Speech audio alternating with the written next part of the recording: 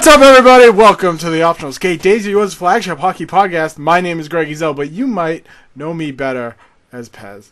Although, you may also know me as Greg Zell. So you can call me whatever you want. Just don't call me late for dinner. And I am joined today by 1/6. That's right. We only, actually, maybe 1/5, because I count. You count. As well. So we only have 1/5 of the Days of Your team with us. Bree Mellon. Bree, hello. Hello. How are you? Honestly tired, but in reality, I'm pretty okay. You're alive. You're breathing. Yeah. You're upright. Absolutely. Yep. 2 feet and a Let's heartbeat. go. Here we go. Unfortunately, no one else able to join us. Piz is sick. Marshall has daddy duty tonight, and John's body is probably failing him on multiple levels. Probably. So you get the dynamic duo, ting ting ting, and we are gonna talk hockey. How does that make you feel? Yes.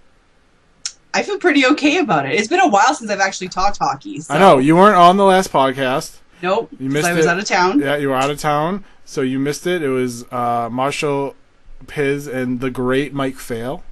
Mm-hmm. We had a great time. We talked a lot about Dougie Hamilton. Oh, I love Dougie. Oh, I love Dougie too. Mm. And then Don Sweeney ruined it. It just makes me want to cry. I still love Dougie. Dougie forever. If you didn't know out there, ladies and gentlemen listening to this podcast, Daisy Orr is on Patreon. Why are we on Patreon? Because we want to write about hockey for full time. Could not get it out there for a minute, but I did.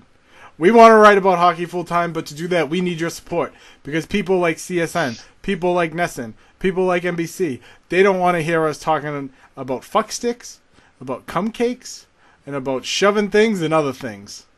They don't want any of that. And we want to keep it real. Yeah. And they frown upon that. They frown. We're frowned upon. It is frowned upon in that establishment. Yes.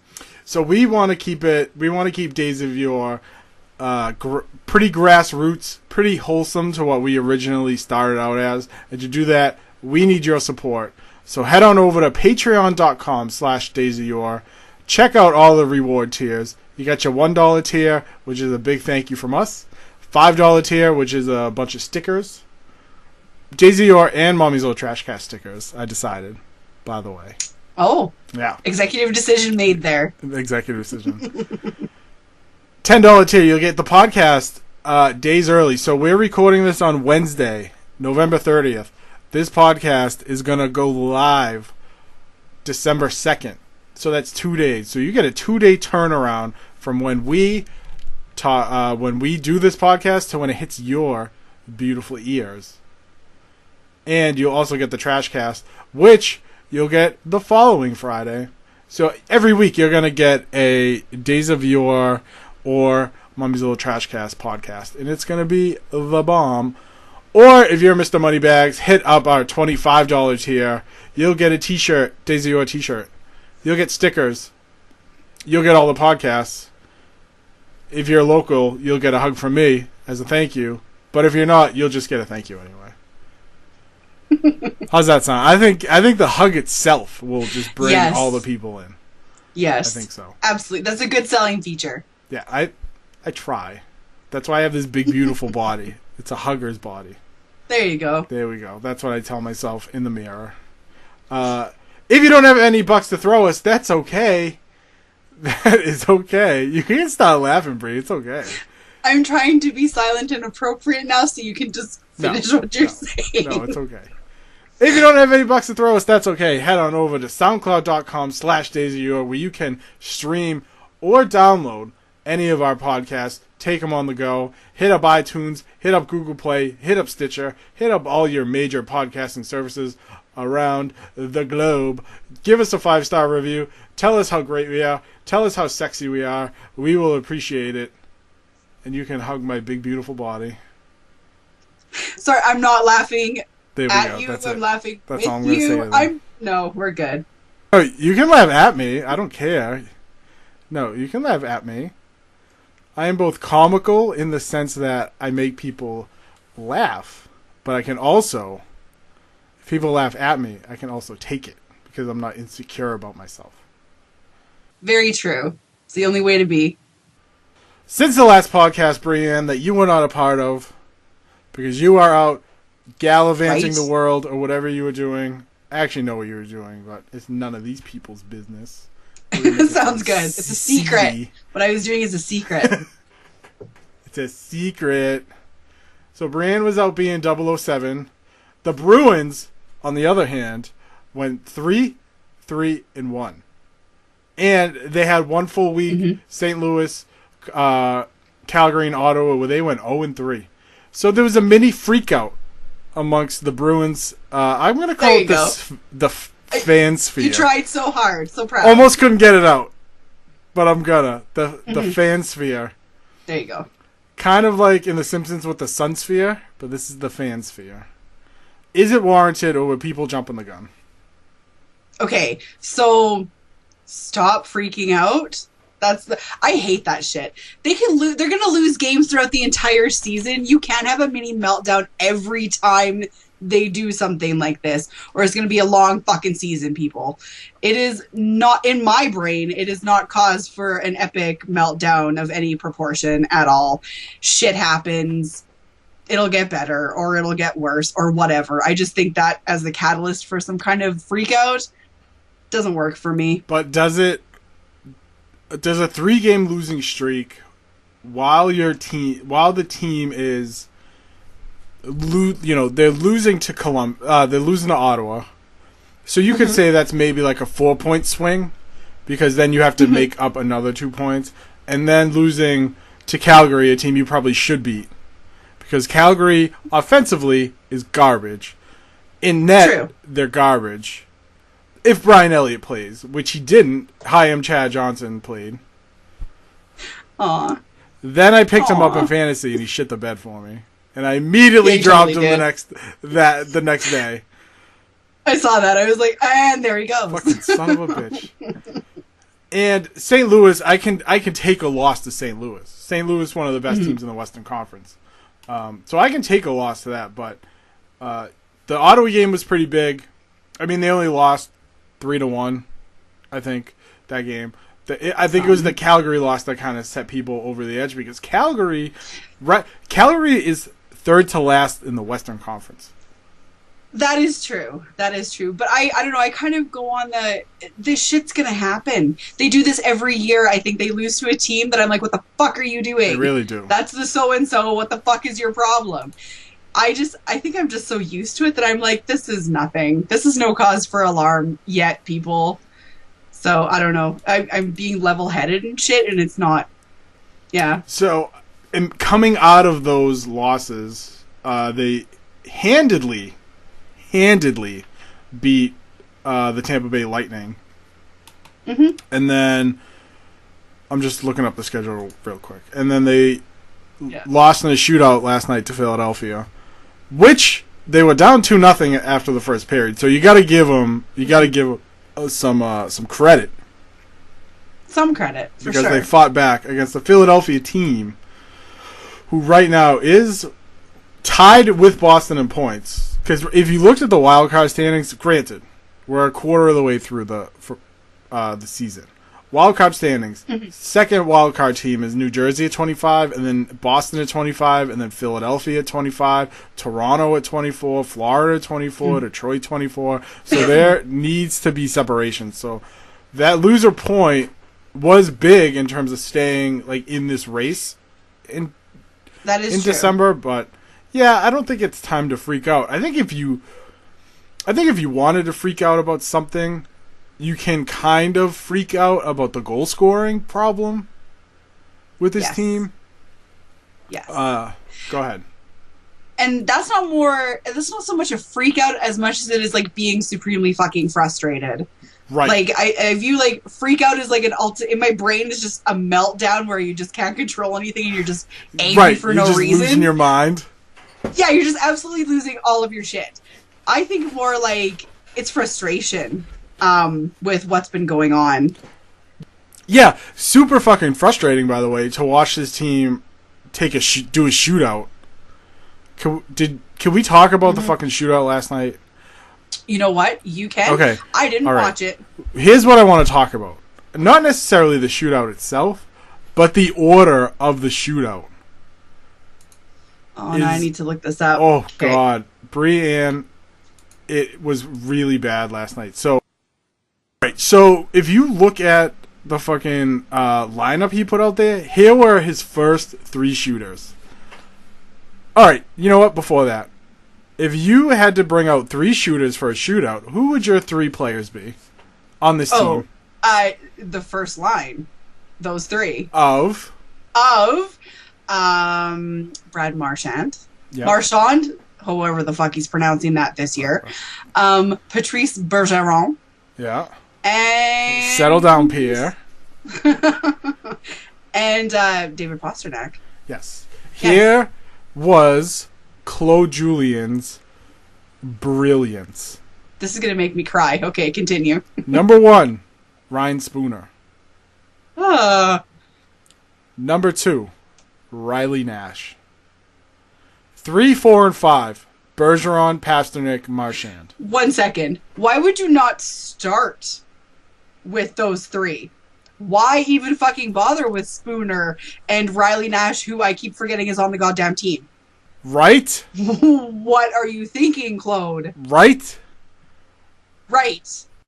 Like, and then after that, David Krejci, Jimmy Hayes. Oh my god. Torrey Krug. Okay. And David Backes. Oh. So, first off, Ryan Spooner and Riley Nash. What kind of fucking drugs are you on, Claude Julien? Like, look, I know towards the end of the game you lost your mind. We probably all saw the gif of Claude Julien losing his shit on the bench, right? Fuck you, what the fuck was that? Fuck Lots of F-bombs, I was so proud. But I'm not sure if during that time he had an aneurysm and he was just kind of making it up as he went along to kind of hide that fact. But Ryan Spooner and Riley Nash should not be your first 2 shooters. In fact, if you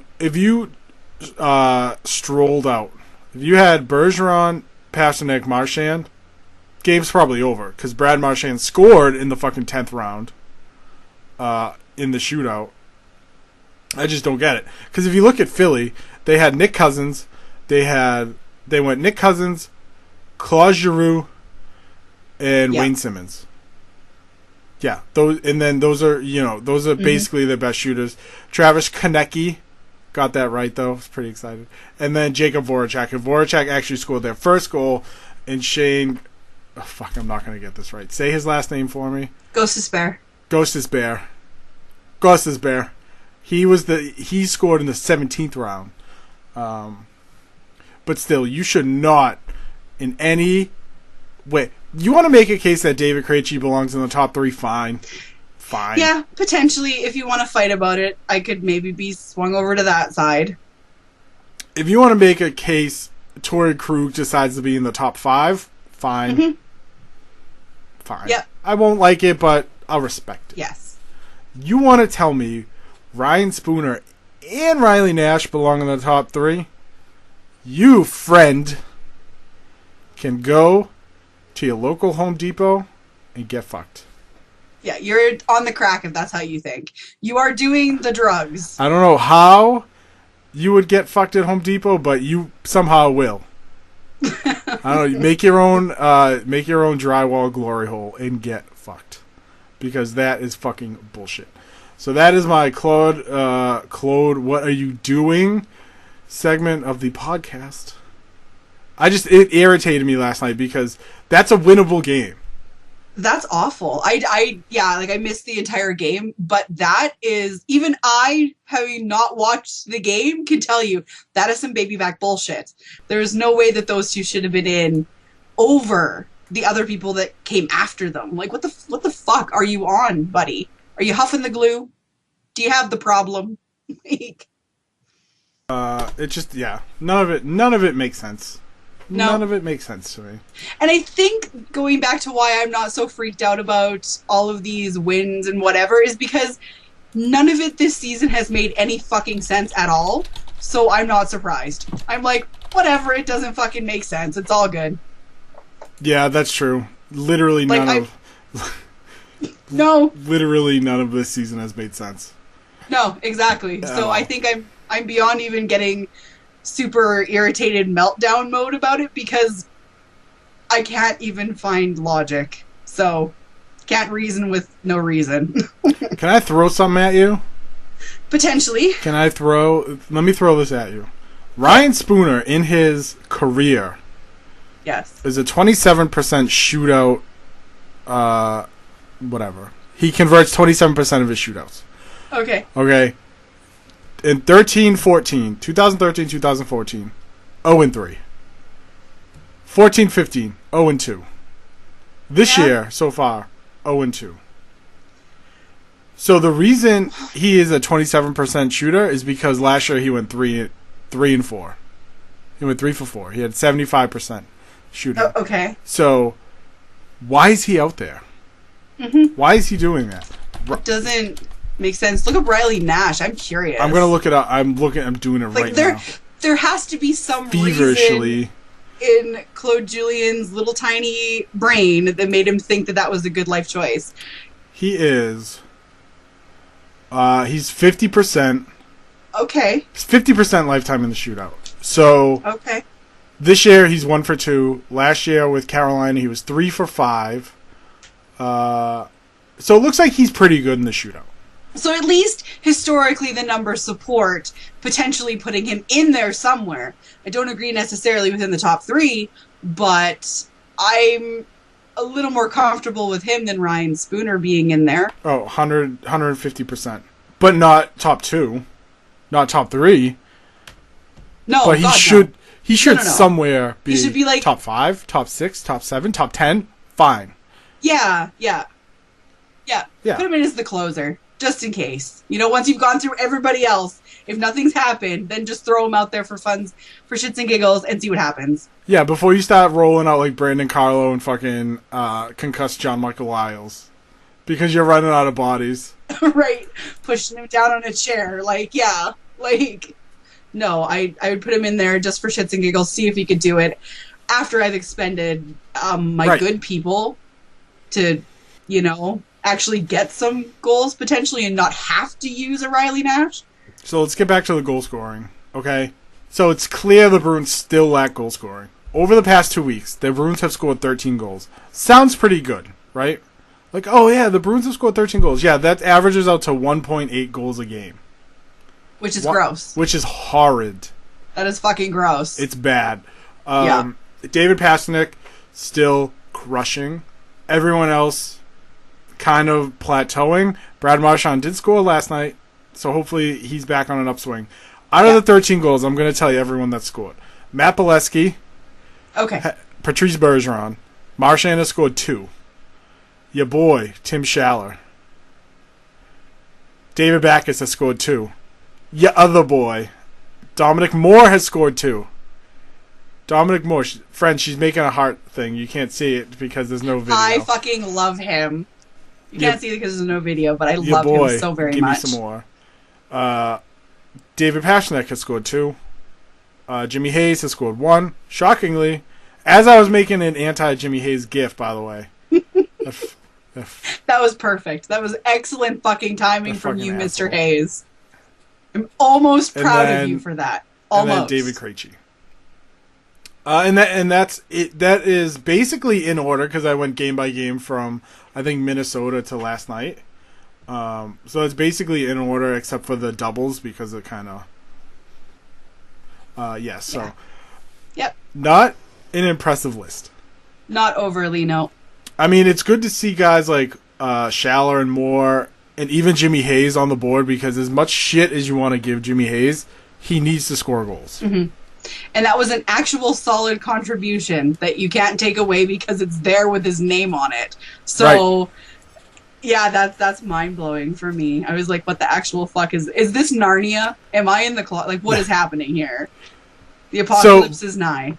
Looking at this list, right? Mm-hmm. Are you worried about the Bruins goal scoring, or is this just natural for a team to kind of go through the ebb and flow, the ups and downs? And this will play into a second question I have about goal scoring. But yes, what do you think? See, it's really easy to kind of look at this and be like, oh, they're scoring. Oh my God, they're scoring goals. It's all good. But it's a little concerning. It seems like a lot of the same people are popping up and not a lot of the other ones. Like, I could go back to Riley Nash. What the fuck has he done for me lately? Torrey Krug. The people who you would assume would be maybe scoring at least a goal have got nothing. But it could be just the natural ebb and flow, honestly. I don't know. I don't really know. I'm not... See, it goes along with everything else. I'm not that concerned. I'm not big into like the have a meltdown freak out. It is what it is. And at least you've got Marchand, who looks like he's getting back into potential what Marchand could be again. Pasternak, who is amazing. And then my secret lover, Dominic Moore, who is still being amazing and has been amazing for this entire season. Right. Yeah, I don't know. So I'm gonna throw this stat out at you. Okay. So everyone talks about American Thanksgiving. We talked about it at the episode 11 with Mike Fail that you should go check out on SoundCloud.com/DJGo. Anyway, we talked about this, that American Thanksgiving is kind of the benchmark for where you want your team to be. Mm-hmm. It's very rare to have the Ottawa Senators of last year 22-1 type run. Yeah. Like extremely rare. Like that was like historic type shit. Yeah. What was that 2 years ago? No, that was last year. The Bruins right now in goals for, so that's goals scored on the season, are 20th in the league. So they're 20th in the league in goals scored. I think it's time to get used to watching a hockey team that cannot score goals. There's gonna be, because if you look at goals against, they're sixth best in the NHL. So they're not allowing. So it's kind of like we're going back to the 2012, 2013 years where like they have trouble scoring, but no one else is scoring. So that's why they're playing so well. Yeah, it kind of has that feel to it, actually. Now that you mention it. So in terms of scoring goals, yeah, they are 20th in the league, and that's kind of a stark change because from what I remember last year they ended the season at 5th in the league in goals for. Mm-hmm. They were the 5th best scoring team in the NHL. Yeah. Their problem last year was they couldn't fucking keep the puck out of the net, and they were the 12th worst team when it came to goals against. So it looks like we're doing a whole flip-flop. Yep. You know? And I think people need to expect people need to realize that this isn't a team like last year that's just going to score 3, 4, 5 goals a game all the time. There's going to be a lot of 2-1 games, 1-0 games, 3-2 games. And I believe the game against Tampa was the last time they scored 3+ goals in like 2.5 weeks. I think that's what Dave Gosher was saying on the radio. Yep. The last time I think was on November 3rd against Tampa. That's interesting. Oh no, hold on. 5 against Columbus on the 10th. 5 against Columbus. Yeah, and so that was on the 19th, 4 against Winnipeg. So they're in there, but that's rare. Yeah, but it seems like it's more rare. If you look at the goals scored for November, you're seeing a lot of 2s. Mm-hmm. You know, they beat Florida 2-1. They lose to New York 5-2. They lose to Montreal 3-2. They beat Arizona 2-1. They beat Colorado 2-0. You know. Yeah. There's a lot of really low scoring games for them. So temper the expectations that we're going to see a Bruins team that ends up 5th in goal scoring, because we're not. No. And this is I want to piggyback that onto what I believe the topic of the show is. What's wrong with Patrice Bergeron? So you look at Patrice Bergeron this season, okay? Yeah. He's played in, I want to say he's played in like 18 games, but let's just... As we both look it up. I want to say it's 18 games. I think it's 18. Patrice Bergeron, 20 games played. 20 games. Out of 23. Yeah. 3 goals, 3 assists. Yeah. 6 points. Yeah. Definitely not a Patrice Bergeron type season. No, very much the opposite, actually. So the question is, I asked this on Twitter over the weekend. What is wrong with Patrice Bergeron? And Bree, I want you, as someone in the mental health field, to fully tell me what is wrong with Patrice Bergeron. Well, hypothetically, and I am not a doctor, I would like to throw out there that potentially he's burnt the fuck out of carrying this goddamn team. Maybe he's tired. Maybe he's having burnout. Maybe that's the issue. I don't know. Maybe. It could. All right, no. But looking at it from a fan perspective, what do you think it is? I don't even know if I could tell you what I think it is. I don't even know. Burnout. We'll go back with burnout. Okay. We're going with burnout. We're He's going tired. with burnout. Or, no, we'll go with that. I don't know. Okay. Here, so I am going to take Pete Blackburn's answer and say that Patrice Bergeron isn't performing well because the Bruins lack depth. So what's happening is the Bruins are rolling out a first line of either Bergeron, Marchand, Nash, Bergeron, Marchand, Pasternak, Bergeron, Marchand, winger 3. And because they lack depth and teams know that David Krejci's probably not going to score a goal right now. Jimmy Hayes isn't scoring a goal. Matt Bolesky probably isn't scoring a goal. That they can load up on Bergeron and Marchand, kind of throw them around, and know that they'll be fine. And while Marchand and Pasternak are scoring at a very, Pasternak's scoring at absolutely an insane rate right now. His shooting percentage, I want to say, the last time I looked, was about 23%. Incredibly unsustainable. If he shoots 23% the rest of the year, he's going to score fucking 60 goals. He's like a goal a game right now or some ridiculous thing like that. He's going to score fucking 65 goals this season. God, I'm so scared for that poor kid when he finally hits that slump and people start shitting on him. It's going to be so sad for his poor little soul. Well, it'll really show that this Bruin team does lack depth. Oh, totally. Because if you took David Pasternak, look at the games he didn't play.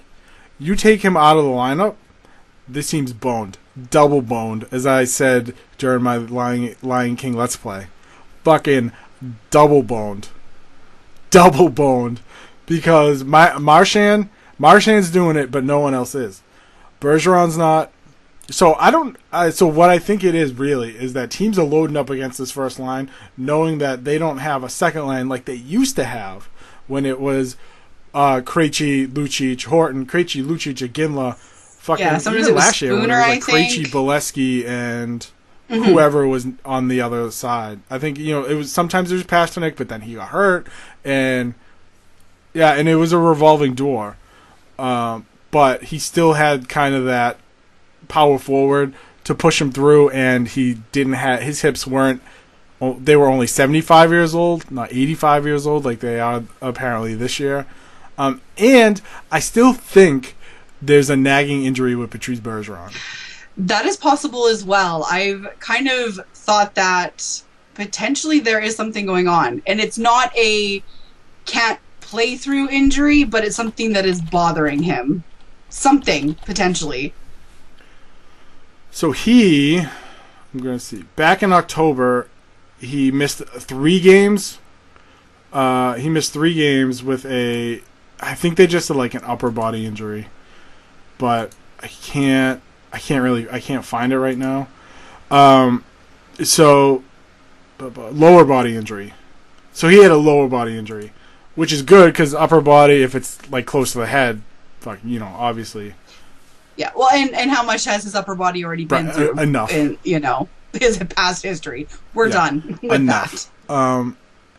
And he's only shooting 4% so far this season. And so I'm wondering if it's a nagging injury, or maybe he's just having an off year. But you can't have your first line center having an off year when the rest of the team isn't doing anything. Exactly. This is not the year for Patrice Bergeron to be not Patrice Bergeron. I mean, realistically, any year is a bad year. Absolutely. You know what I mean? But this year especially, with all this like fucky shit going on. This year especially. And I do think some of it is just poor luck because he has 72 shots on the season. He's only shooting 4%. Yeah. So, yeah, it's not great, but he's shooting the puck. It's not like he leads the team in shots. Yeah. So, he's trying. He's like a little train that could. And he's like, I think I can, but nothing's happening. But it's just not. It's not happening. Just not. Just do it. And I think, and that's the trickle-down effect. I hate that fucking term, by the way, but I'm using it. Oh. I hate the term trickle-down effect, but it is that trickle-down effect where if you don't have a threatening line, second line, it's not good. It doesn't matter because you can load up against the Bruins first line, take them out. Luckily, I said this the other day on Twitter, twitter.com/PezDOI. Follow me, get all the scorching hot takes. If it wasn't for the Bruins fourth line, this team would be triple boned because the fucking fourth line is bailing them out. Dominic Moore having himself a day. I fucking love him, okay? He is having one hell of a season right now, and it's nothing I ever expected, and it delights me. It makes me so happy for him. No one expected it. No. At all. I mean, he has a career high of 10 goals. It's very possible he hits that if he continues the streak. He's shooting fucking David Pastrnak level shooting percentage. He's shooting 21%. Yeah. So there's no way it's fucking sustainable. But he could hit his career high by fucking February. Yeah. And good for fucking him. Yeah. Honestly. Good for him. But like Tim Schaller, you never would have thought that Tim Schaller would have 3 goals right now. And it's only 3 goals. I actually thought it was higher. Really? It's only 3? Yeah. See, I thought it was higher too. Yeah. I thought it was at least 4 or 5. No, it's only 3. But if you go down the rest of the list, Pastrnak at 13. Marchand at 7. You realistically would have thought that those two would have been like top 3. You know what I mean? Dominic Moore at 6. David Backes at 5. Krejci, Spooner, Schaller, Bergeron at 3. Carlo at 2. That's your love. Baden Carlo at 2. Bolesky, Cesarnik also at 2. Krug, Chara, Nash, Miller, Hayes at 1. And then there's 1, 2, 3, 4, 5 guys at 0. But we expect that. You expect John Michael Lyles probably not to score a goal. You know that Adam McQuaid and Kevin Miller are not going to score goals. And you know Joe Morrow and Noel Acciari not scoring goals. Not big scorers there. Yeah. That's for sure. So you don't really expect them to produce on the ice. The guys like Hayes, you need Jimmy Hayes to produce on the ice. You would like Colin Miller to produce something on the ice because remember when he came over, people were losing their fucking minds thinking that he was the second coming. Yep. And I remember that actually. And now people are treating him like the sock that just got came in. Exactly. That's it. Yeah, I remember that. Yep. But even like Torrey Krug, has 10 points on the season, having a sneakily better season than people are giving him credit for. He is actually. I mean, he's 4th on the team in points. Not saying much because this team team is garbage. Yeah, this team couldn't throw a fucking hockey puck into the ocean. But he's also 2nd on the team in shots. Which is, I don't know, to his credit, I think he's honestly having a better season than a lot of people are giving him credit for. Yeah, it's sneaky good. I like him. He's sneaky. And if he continues his pace, he's probably going to match the 40-something points he put up last year. which is really all you want from him offensively. I mean, is that consistency? Yeah, I mean, let's be honest. He is an offensive defenseman. He's basically a fourth or fifth forward on the ice. Yeah, pretty much. But yeah, he could. I mean, yeah, he could match based on his totals. He will come close to his 44 points from last year. Mathematically, throwing math in your face, everyone out there listening, throwing math in your face, and it's. I'm not sure what's going to happen with this team going forward in terms of like Chara's injury. No one really knows what's happening with him. John Michael Lyles is out. He's out. Oh, poor guy with a concussion. He's out. As much as I want to shit on John Michael Lyles, you can't, because I just feel for people who get concussions. Head injuries are fucked up. Yeah, they can fuck you up. This podcast, this one episode, is a John Michael Lyles shit-free zone. Yep. And I'm not going to stand for it, Bree. Okay? You got that? I got that. I'm not going to have you shitting on John Michael Lyles. I'll try so hard not to shit on John Michael Lyles and his poor bashed-in brains. Aw, poor guy. But, I mean, he's 36 years old. He relies on quick thinking and sharp passes. That's his game. So, concussion, he probably is done. Huge leap I just made, by the way. Saying a guy's career is fucking over. Yep. I was like, huge leap. Are you really gonna are you really gonna go with that? I was waiting for the but or the end after that, and then you just kind of stopped, and I just stopped. Oh, I just stopped. We're ending careers on Days of Yore today. Yep. Welcome to the Optional Skate, Days of Yore's career-ending hockey podcast. That's what we do. That's what we do. That makes us different from all the other podcasts. Fuck you, Fox Sports. Yeah, fuck you, Fox Sports. We end careers. But I would be surprised if he comes back and is effective. Oh, I don't think so. I would be very surprised as well. I mean, head injuries at that age with the way he plays his game, I just don't think you're going to see the same John Michael Lyles. I mean, it could just be a minor concussion. Who knows? Yeah. When they just kind of blanket it with concussion, so you're not quite sure the severity of it, really. But you hear concussion in hockey, and you're like, oh. And as a Bruins fan, you're kind of between Bergeron back in the day and Mark Savard. You know, you're kind of used, and Nathan Horton. Yep. You're used to seeing guys, unfortunately, take concussions and never fucking return. Or at least they're out a while. Like, it took Patrice Bergeron, I think, like a season and a half to come back. Yeah. Mark Savard came back with his concussion and then left again. But I was at that game where he scored that game-winning goal against Philadelphia. Oh, really? Game 1. Yeah, game 1. And, that's awesome. Yeah, and then no one ever fucking heard from him again because he got hurt. Fucking Matt Hunwick. Fuck you, Matt Bastard. Hunwick. Son of a bitch. Somewhere still in the NHL, but I forget where.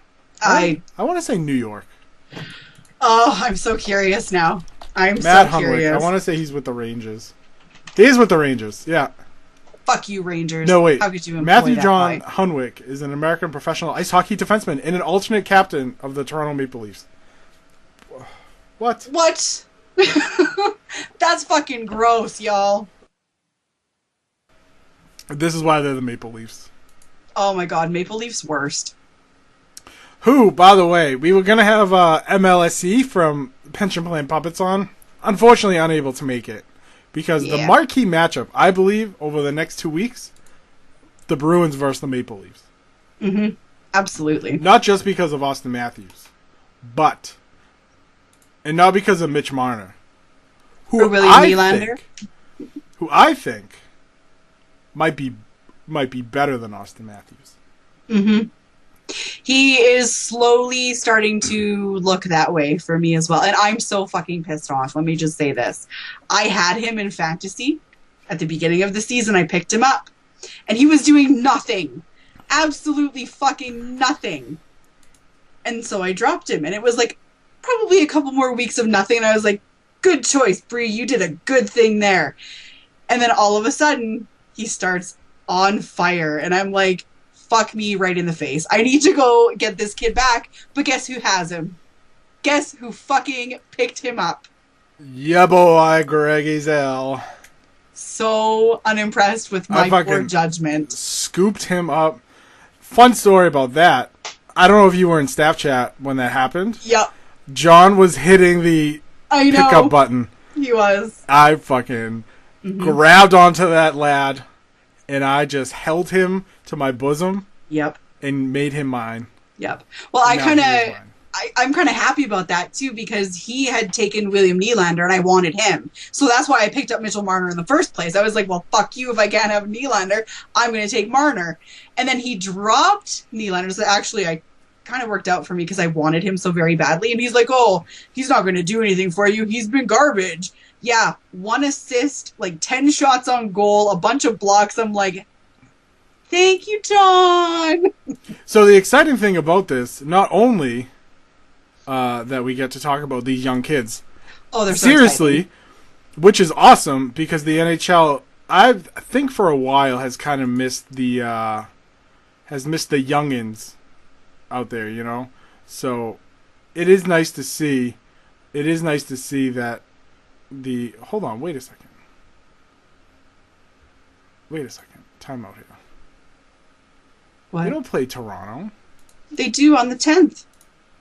Saturday, December 10th versus Maple Leafs. Oh, okay. Cut that out. Cut that out. For some, you want to know why I didn't see it? Because on the schedule, I'm looking at the Bruins schedule, and it was yellow, and the logo's white. Oh, okay. And it's not outlined with anything. The Bruins, once again, trying to fucking Bruins. All right. And pick it back up. Yeah, so it's great to see the NHL be able to have these young kids, especially in Toronto. Because, look, I want Toronto to lose everything all the time because it's fun for me. The 2013 playoffs, the greatest thing ever. Seeing all those sad faces made me so happy. So fucking happy. But this game is important, not only because, like, the last time the Bruins played the Maple Leafs, they got embarrassed. They lost 4-0 in Toronto. But Toronto is only a point, as of tonight, only a point behind the Bruins. And as we record this podcast, the Maple Leafs are getting the shit kicked in by the Calgary Flames. What is up with the Flames? I don't know. I have no idea. And of course, who is in net for the Flames? Elliot. Hi, I'm Chad Johnson. I am Chad. Okay. My man. I'm not even mad. I'm not even mad that I dropped him. I'm happy he's doing well. Cause I genuinely liked that guy. He was such a nice guy. For him to openly embrace the "Hi, I'm Chad Johnson" thing. That's amazing. Just my eternal love. Because we literally were ripping on him because no one knew who he was. Yeah. You know? Yeah, I like Chad. I think he seems like good shit, so.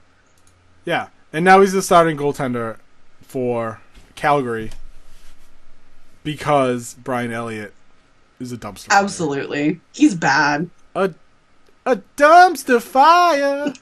That's my dumpster fire song. It's beautiful. Oh my god, he's so bad. He is so fucking bad.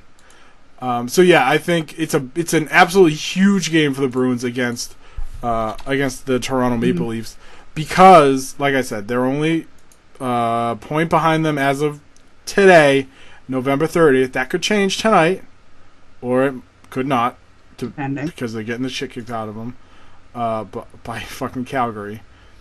But Toronto is a sneaky good offensive team. Not even sneaky good. They're fourth in the league in scoring. 70 goals. The saving grace for everyone else is that they're basically the 2015 Bruins because they are fifth in the league in goals against. Fifth worst in goals Could you imagine them with a really good goalie? No. Imagine if they still had Tuukka Rask. Oh my god. Oh, that's fucking like if they never made that Andrew Raycroft trade fucking 1,000 years ago. Could you imagine where they'd be right now? With all these kids and Tuukka Rask? Holy fuck. No, I can't. I would have to give in to all my Maple Leafs fans and admit to them that it was good. If that was the case, if you're listening to this and you're one of my friends who likes the Maple Leafs, fuck your team still. Yep. Fuck your team. Fuck their face. Or imagine if they never made the Phil Kessel trade. Oh, God. They had Sagan and Hamilton. Wow. Yeah. Isn't that crazy? So just crazy. Thinking about shit like that. But yeah, I think out of that schedule, because you got Carolina, you got Buffalo, Florida not really playing that well. The Capitals is probably going to be a good game. Colorado is going to be a shit game. I think out of the 2 weeks from this podcast to the time we do the next podcast, that game against Toronto is probably the most important. Most definitely, yeah. Maybe the 12th against Montreal. But I went with Toronto. Mostly because I wanted MLSE from Pension Plan Puppets on the podcast. But he had a prior engagement, so we're going to reschedule. Because he's a fucking hot shit, and I really want him on. Brian, I think that's going to be a podcast. That sounds good. All right. Ladies and gentlemen, thank you so much for joining Brian and myself on the Optional Skate. I've had a wonderful time. Bree, how was your time? Fabulous. It was fabulous. I'm glad. We talked a little bit about hockey, a little bit about fantasy hockey. Yep. We talked about our fantasies. Not really. No. So I just want everyone out there, once again, if you'd like to support us, support the podcast, support the blog, head on over to patreon.com/daysofyore.